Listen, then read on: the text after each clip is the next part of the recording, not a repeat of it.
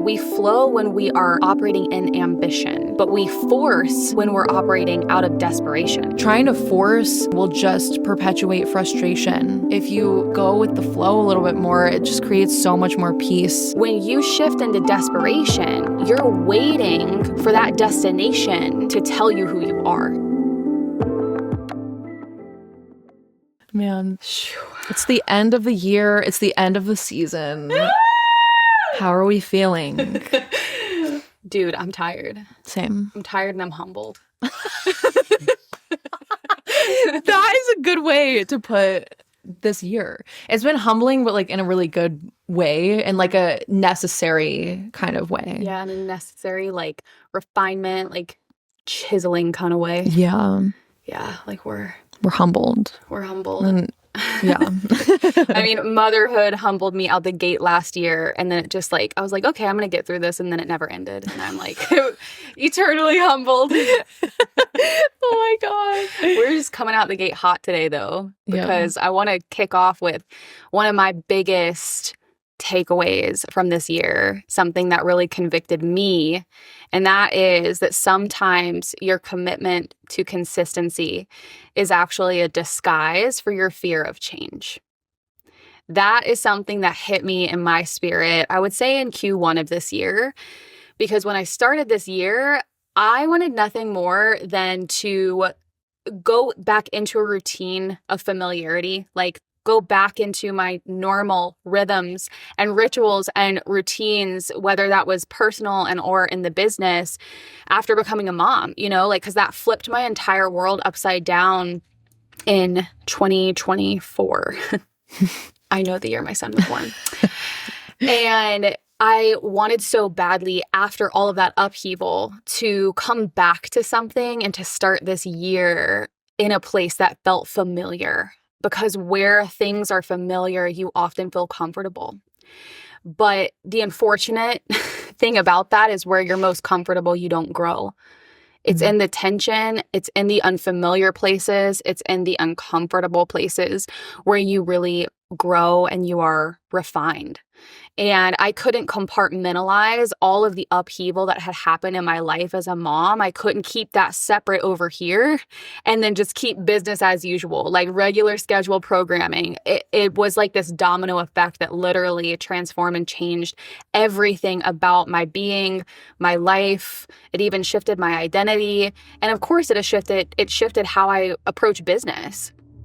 And what I learned is that when you stay married to what is familiar, you're never going to step into who this season is asking you to become. Because when you're staying committed to what was, you can't ever step into what's next.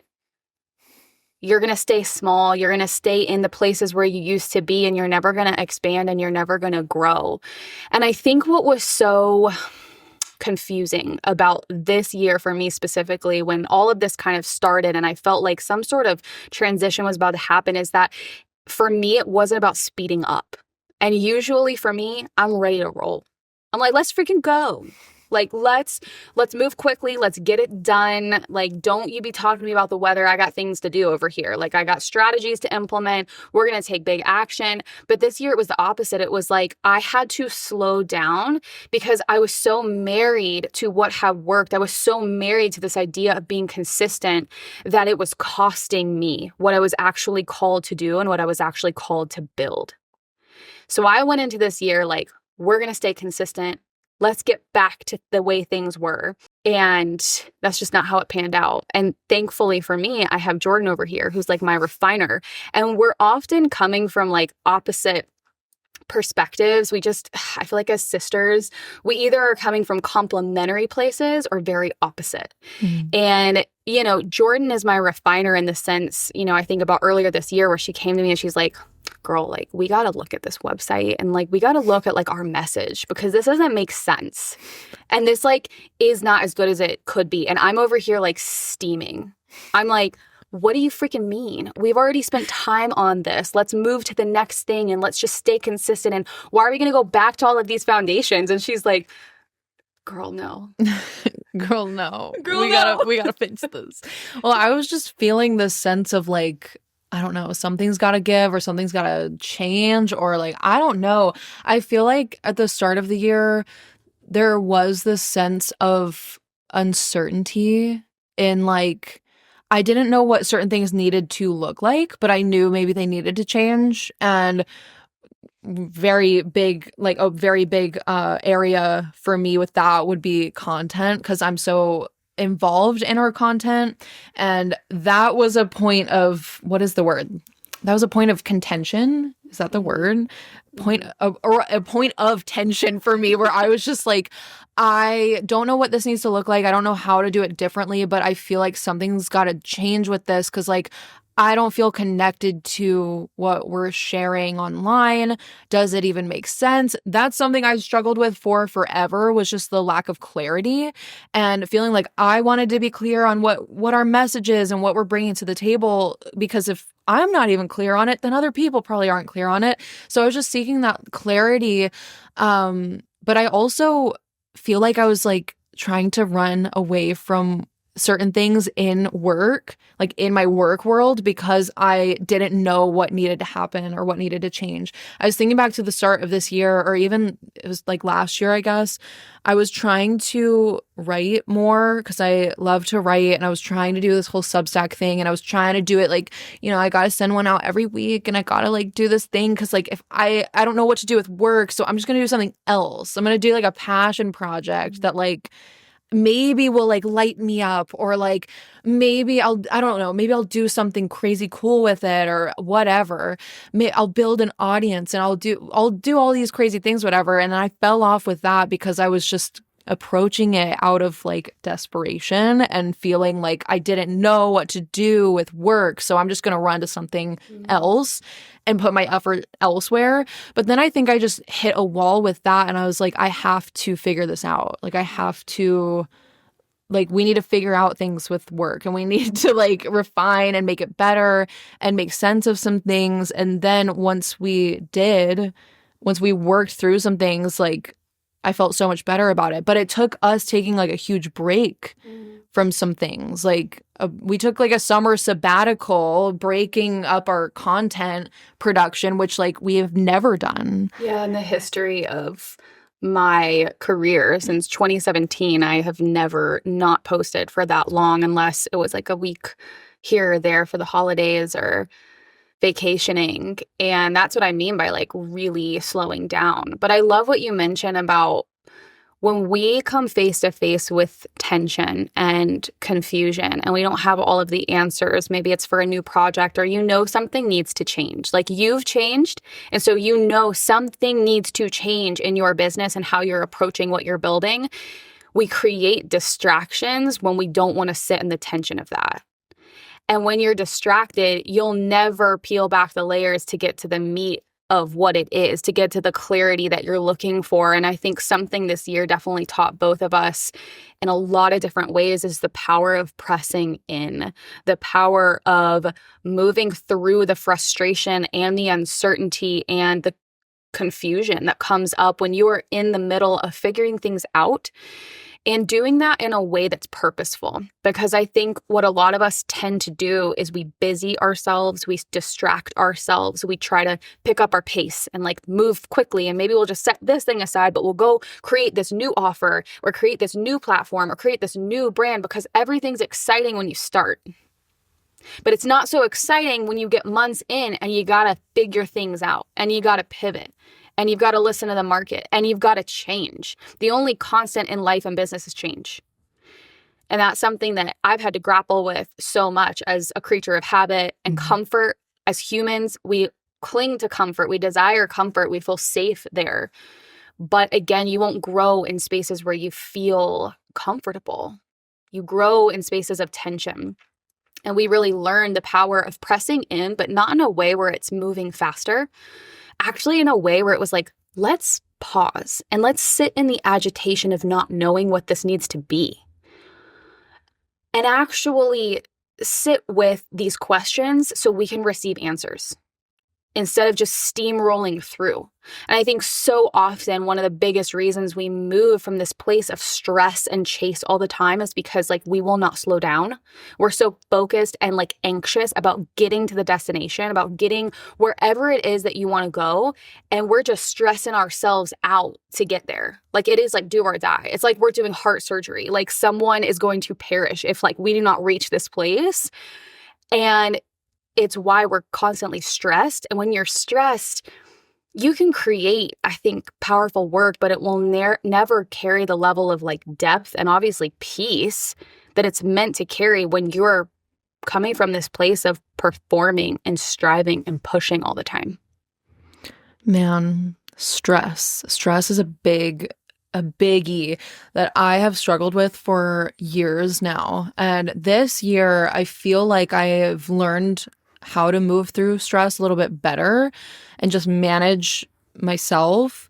But I do feel like stress can come when you're just trying to force something that's not working anymore. Maybe you're trying to make something work that used to work in this new season of life, but it's just not working. Like things have changed. Like you said, we can change. We change and then everything else changes. And it's like just trying to learn how to flow with that, like flowing with the changes in life. And change is a part of life, but it is so hard when you're going through it to like keep your head straight and like get to the other side of it. And I do feel like a lot of people have been experiencing that because I feel like there's this general sense of transition that's been going on for a lot of people in their personal lives or in business, and just trying to figure out what life looks like now that things have changed. And I feel like the stress really comes up when you try to control everything and you try to control the timing of it. And something I've been really sitting with and trying to learn for myself is like, I can't control the outcome. I can only believe and have hope that the outcome will look how I want it to look, but there's no use in worrying about like, when will I get there or how will I get there? And really just putting my hands to what I can right now with what's right in front of me and just going with the flow instead of trying to like force it and trying to make something out of it, trying to engineer the outcome, just like sitting in that flow. Yeah. I think the bigger question too, when you're trying to force for a certain outcome is why? What do you think that that's going to say about you if you get to that place? What is that going to cause to be true about you, about your life, about what people think of you? What's the deeper underlying motivation? Because I think sometimes we're so stressed about keeping up an image. We're so stressed about getting something that we don't actually even want. And a lot of times we're so stressed about getting to the destination faster when in reality, if we got there faster, we wouldn't be able to hold it. And it's not going to give you the level of fulfillment that you think it's going to. We've all had that experience in some shape or form where you think that when X happens, you are going to feel Y. When you experience this, have this, it's going to change everything. It's the grass is greener on the other side. If you are not content with who you are right now, with what's in front of you right now, you're not going to be able to hold more. So it's all about where your identity lies. It's all about the energy that you're moving from. And if you're so married to the outcome, if you're so married to getting there as fast as possible, why is that? What do you think that is going to make true about you that isn't true right now?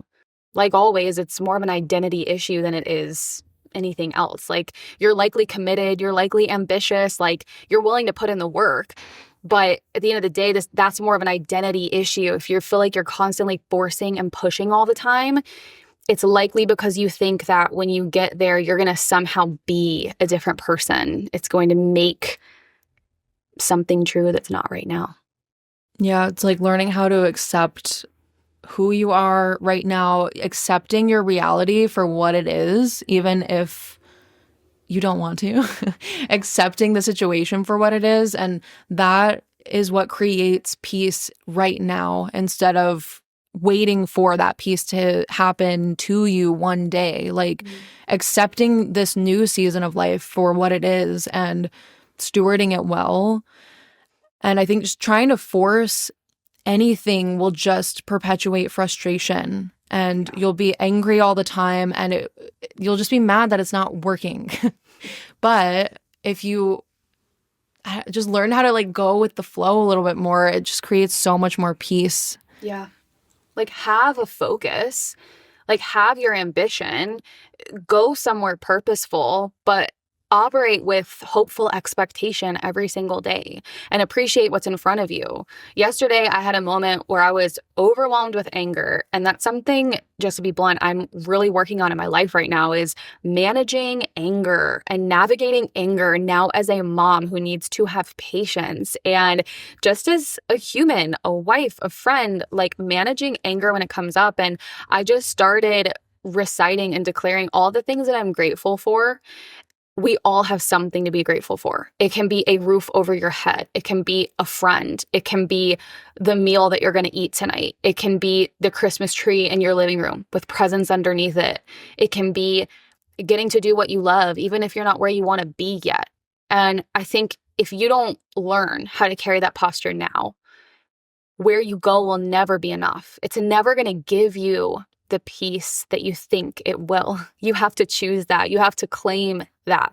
And I love the way Jordan phrased that. We're waiting for things to happen to us. We're waiting for that peace to happen to us, instead of realizing that we actually have a lot more control in a sense over certain things than we think, because we have control over how we posture ourselves.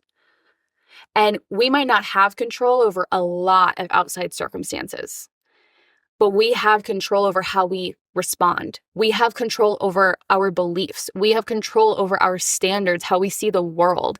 And if you choose to truly bring optimism, hopeful expectation, gratitude, it sounds cheesy, but if you choose to bring that to your life every single day, when things aren't working, when you're not where you want to be, then when you get to these bigger milestones, you'll know how to operate from that place. So you're not endlessly chasing this invisible line that keeps moving all the time. That's what so many of us are doing. The missing piece in all of this is truly trust. Because when you move with trust, you can still have ambition, you can still have a focus and a place that you're going, but the way that you go about it is so different. It's not this place of pushing and forcing and desperately seeking this thing to find who you are. It's just being at peace now. It feels entirely different when you bring trust into the mix and that aspect of hopeful anticipation. Something I've been doing a lot recently to kind of operate more from trust and like this inner knowing that everything's going to be okay and I'll get there when I get there kind of thing is if I'm in a moment of like frustration or tension or uncertainty or whatever it is, I try to envision the end result. So if everything's going wrong and I'm running late and I'm supposed to be somewhere, like I'm gonna definitely be like at least 5-10 minutes late, which for me is like, that's too late. We don't need to be that late.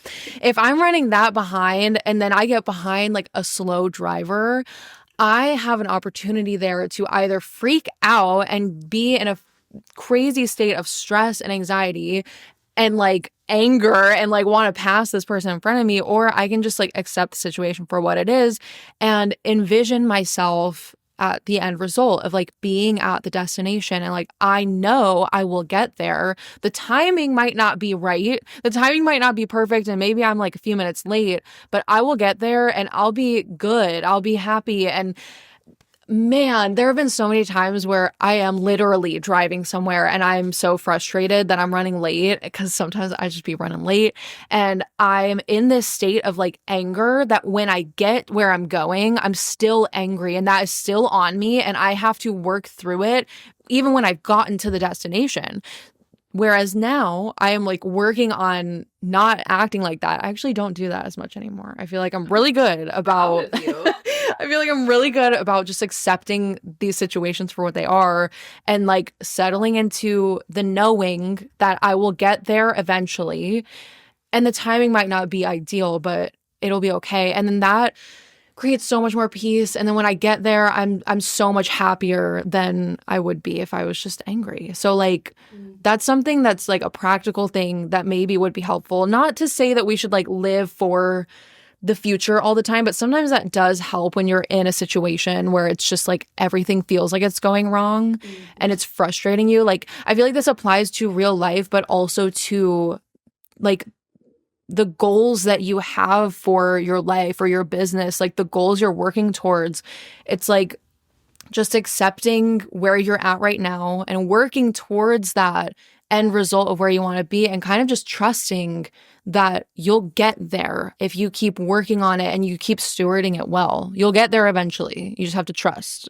Yeah. You know, part of our problem is we think that we're like the smartest and we like know how everything should pan out. I am this way. This is my goal. This is exactly how it should look to get there. But it never looks that way because I'm not the smartest person in the room. God is the ultimate orchestrator. And it is so interesting for both Jordan and I to reflect on every single year because we choose a word for the year. If you've listened to our last 2 seasons, you know that. We've shared our words for the year. We always set an intention. We select a word. We create an anthem for ourselves. And we have an idea of how it might pan out. But 9.9 times out of 10, it don't look like that because we do not know sometimes what we need. And a lot of times when you're going for more, you know what comes before more? Becoming and refinement. And you're being like worked on underneath the ground. Nobody can see it. You just feel all the tension. You're about to be breaking through the dirt and it's not all fun and pretty and glamorous and fast. So be careful when you say that you want more because it's always going to come with personal growth and becoming before you ever reach that place. But even think about going into this year, Jordan's word was oyster. What was the anthem that went with that? It's like the original phrase for the world is my oyster, which comes from Shakespeare. It says, the world's mine oyster, which I with sword will open. So that was kind of my like anthem. I just had discovered that original phrase and I thought it was so cool. And I think that I like the idea of like taking charge and that idea of like, I will open this oyster with my sword and like the world is mine for the taking kind of energy.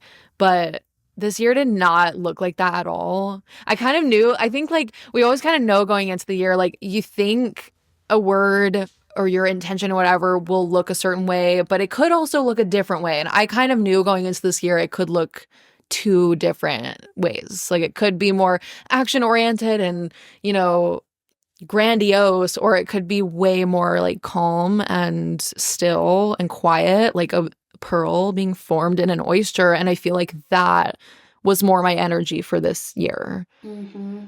Yeah. My word was abide, which was very interesting for me from the get-go because I knew I didn't come up with that word because I'd be choosing a power word. I'd be like, I'm a freaking trailblaze. I'm gonna go places. I'm gonna break through. I'm gonna have influence. I can just keep ripping. I'm gonna be convicted. I'm gonna have authority. I can just keep riffing with power words. That did not come from me. The Lord said in the shower, your word is abide. And I was like, but why? So I obviously thought, you know, just really abiding in God and all of the small moments. Now that I'm a mom, I don't really have the space and the silence that I once had, but I kind of had this idea and this notion of like, God, you're just going to come along with me wherever I'm going. Like, I'm going to just keep going and you're just going to be there and I'm just going to be like aware of it. And it was like, no, ma'am, you're going to sit down. You're going to like pause what you're doing. You're going to like shut down a program. You're going to like make some pretty big changes. And actually, you're going to be pushed so much that you're going to come to the end of yourself. You're going to have no more strength to give, and you're going to have to lean on me. And that's what I had to do this year. So all of that said, we have an idea of how we think things are going to take place, but everything's unfolding for you in perfect timing in the way that it's meant to. And if you look at life like that, you stop feeling like life is just happening to you and you feel like I'm actually happening to life and every single thing has a purpose.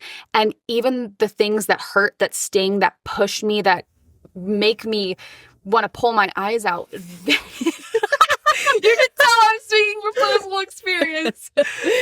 They all have a purpose. And if it's not outward manifestation of a goal, if it's not an achievement, it's for something more important. And that is called becoming and growing and being refined and prepared. And I think that's what can feel so hard about seasons that feel hard, where you aren't seeing all of these external milestones click into place in the way you thought they would, because you're doing a lot of really hard stuff behind the scenes and it feels like none of it counts. Feels like it's all pointless. And you're like, when am I going to get there? And why are they being rewarded? Let's just nip that in the bud immediately. There's no comparison here. It's owning your path. It's owning who you're becoming in the process and trusting, moving with hopeful expectation, knowing that every single thing is working in your favor and it's working out for your good. Any sort of challenge that really like pushes you, it's so hard when you're in it. And it sucks sometimes. And I'm not like, it's just not easy to move through certain things. But there's always another side to it. And there's always like that process of moving through the challenge does help you grow. And it helps you grow more resilient and stronger. And like you're able to handle more. Like if you ask for more, be prepared to like, you know, carry the more. And sometimes these challenges have to happen to like make you stronger. And it's hard when you're in it, but it's like so worth it in the end. Yeah. It's so important to like how we're carrying ourselves as we're going for more. And so often we think we're showing up from a place of ambition and going for the thing and having this powerful intention that we're moving swiftly towards, when in reality, we're actually moving from a place of desperation. Those things can look and feel very similar, but they manifest in entirely different ways. And going back to flow versus force, we flow when we are operating in ambition, but we force when we're operating out of desperation. And both of these things want and desire for more growth, more success, more money. And that's why they can kind of look similar. But the posture that you're carrying in each is drastically different. So when you're moving in ambition, you know who you are. You know where you're going. You're moving with intent and purpose. You're grounded in your identity. When you shift into desperation, you're waiting for that destination to tell you who you are. You're making your ability to get to the destination your identity. And what this really comes down to is, where does your security lie? What does your identity lie in? What do you think about yourself, no matter whether or not you get to the goal, whether or not you achieve this milestone? It comes back to identity again. And so we have to be careful that as we go on our journey, most of us start from a place of ambition. We're excited, we're hopeful, we're anticipating good things. It's easy when you start. We have to be careful that as time passes and as things take longer, as things are harder than we thought, as things just don't pan out the way we envisioned, we have to be careful that we don't shift into desperation. Desperation will have you forcing and pushing and chasing and striving. And it's why you're so stressed. And it's why it's never enough. But when you operate from true ambition and calling and a knowing of who you are, it feels different and it looks different and it sustains in an entirely different way. So ultimately, this comes down to, how can you steward what is in front of you right now? How can you stop trying to control the outcome? How can you stop moving in stress and anxiety every single day because you're so focused on where you are not yet at? And instead, what if you just stewarded what was in front of you today, this week, this month, this quarter. That's something I've been working on every day, is like, there's a new grace for today. It's a new day. I mean, we've had some long days over here with Leo and trying to balance work. It's been a lot, and it can just grate at you. It can feel like you're just worn down, you're worn thin. But every day is a new day, and there's an opportunity in front of you to serve someone, to be like a lighthouse, to steward your calling, even if it doesn't look like where you think you should be. Even if you're not on a stage or writing a book or making billions, you can steward what's in front of you today, and your ability to do that will determine whether or not you get where you want to go. When did stewardship become like a big theme in our lives? This year. It was just this year. Why does it feel like longer? I know we're like 365 days, and we're like, it's been 5 years though, bro. I can't speak. Stewardship came into our lives, I guess, this year as like a big theme for us, but it feels like it's been around for a while, like in our lives. Like it just feels like a big theme that has come up in recent years. But I think that it's just been this year. And I'm like, how? I think we've been actively stewarding what's in front of us for much longer than this year, but I think we got language for it and a renewed perspective on what that needs to look like in this season, this year. Yeah. And it was the highlight of our year, which I think is why it feels like we've been stewarding for like a decade over here. That's so true. I love the idea of stewardship, though. Like, it's all about taking care of what's been given to you and doing that not because of any sort of like result. You do it because like you're supposed to do it. You do it regardless of the outcome. You do it because you have to. And I think in this season of life, that is just a theme I want to carry forward. It's like no matter what's going on, just doing what I can with what I have and putting my hands to what I can and taking good care of what I've been entrusted with, and like whether that's like in a personal sense or in a business sense. But I think stewardship is just all about taking care of what's been given to you regardless of the outcome, or without trying to control what it looks like. It's like a farmer who tills his land and plants his seeds, but time determines the harvest. And even then, you don't really know how much fruit will be produced from that harvest. You hope and you pray that it'll all, that'll be bountiful, but maybe it doesn't always pan out that way, but you steward it anyway. You steward the land well because it's your responsibility to do that. So I just want to carry that forward in my life and in work and in my personal life, because there's so many things outside of your control, but like if you just steward well what you have, I think that can create a lot of peace in you, and you're not trying to like do all these things or strive for all these things. It's like just settling into that. Yeah, I mean, I get a fire lit under my butt when I think of what responsibility I have in front of me, and that's an implication of stewardship. It's the assumption that you have been entrusted with something, and you could look at that as your business, as your marriage, as your children. You could look at it as potential clients, actual clients. So often I think we're waiting to show up as the powerful person that we are until we get to where we think we need to be to like fully be that powerful person. And in actuality, you need to show up right now to steward what's been entrusted to you and to serve the people that are right in front of you right now.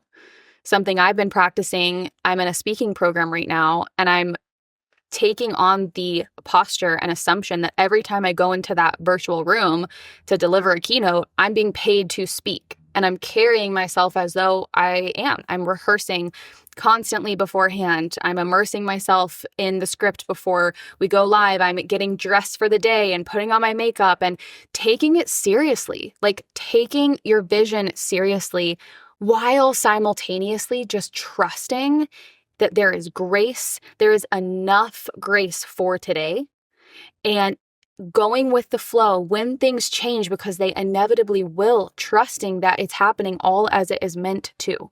Your only job is how you show up to steward the moment right now.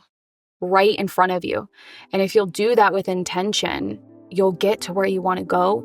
And when you get there, you'll feel all of the peace that it is that you want to feel.